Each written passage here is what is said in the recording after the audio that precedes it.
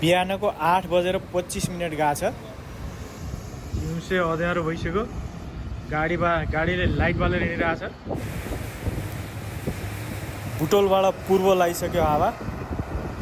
पूर्वतिर होसियार रहनु होला। अवस्था डेन्जर छ। भीषण वर्षा हुनलाई एकदम तयार अवस्थामा छ बादल।